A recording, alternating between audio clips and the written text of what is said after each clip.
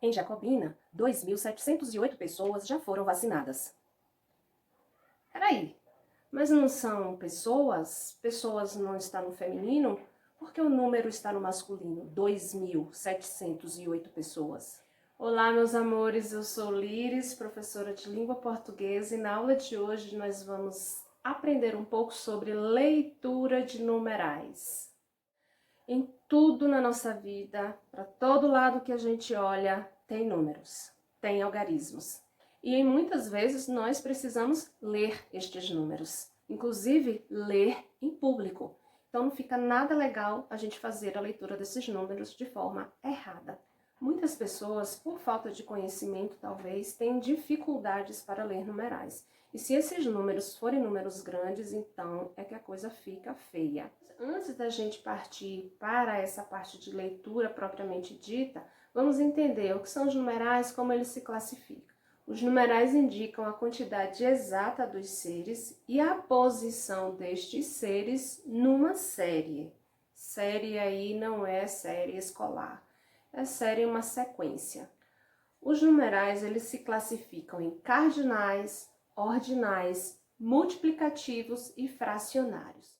Além destes, nós vamos ver os algarismos romanos, que também trazem uma certa dificuldade para quem não tem conhecimento quando se depara com aqueles algarismos e precisa lê-los. Nós vamos ver a definição de cada um destes numerais com exemplos.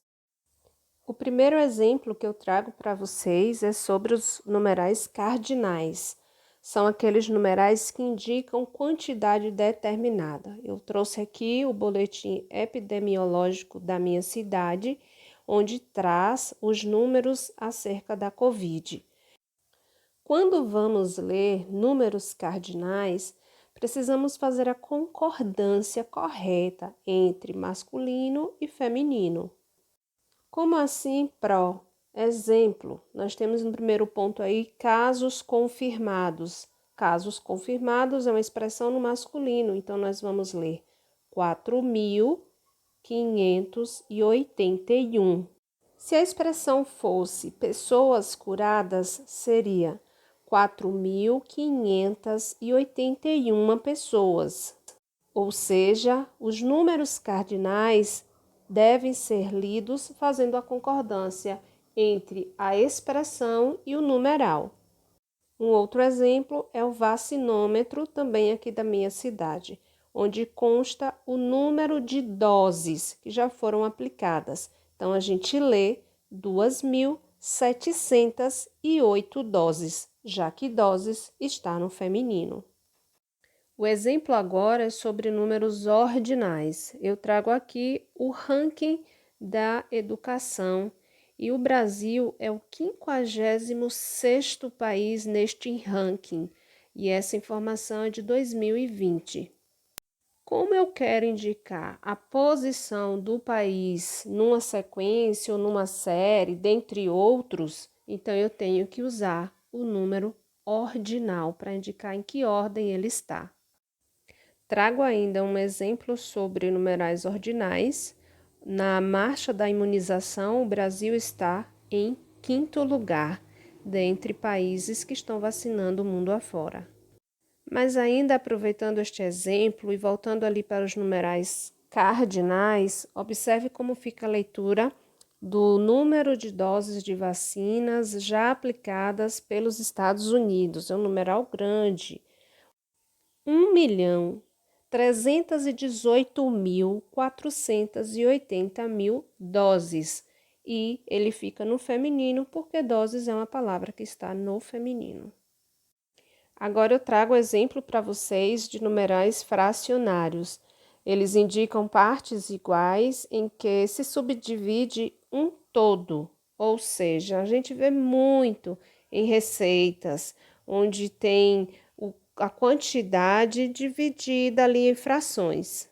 A gente vê, por exemplo, aí a quantidade de farinha de trigo. Nós temos um 3, depois um 1 pequenininho, uma barra e um 2. Se a pessoa não sabe ler, ela vai ficar sem saber exatamente a quantidade de farinha de trigo que deve colocar.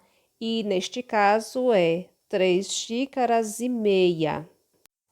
E um exemplo parecido também é a quantidade de noz moscada neste bolo de mel, onde tem só um pequenininho com uma barrinha e um 2 também pequeno, indicando que é apenas meia colher. Por último, eu trago aqui para vocês um exemplo de algarismos romanos, que a gente também vê com muita frequência nessa designação dos papas, também nos livros de história. E é necessário porque nós, por algumas vezes, somos solicitados a ler em público e nos esbarramos nessas letrinhas que representam números.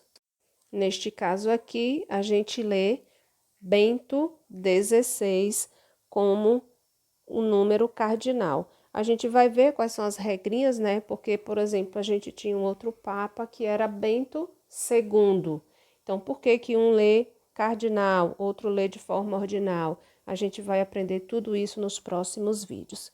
E você deve estar se perguntando aí onde está o exemplo dos números multiplicativos.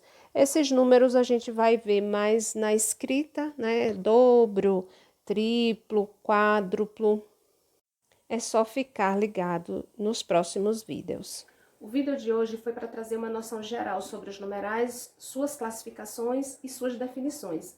Porém, nós ainda vamos ter mais outros vídeos trazendo mais informações detalhadas de como que devemos ler esses numerais e não passar vergonha. Se esse conteúdo te foi útil, não esquece de deixar o teu comentário, o teu like e se inscrever no canal para que você possa ser notificado e acompanhar as próximas aulas.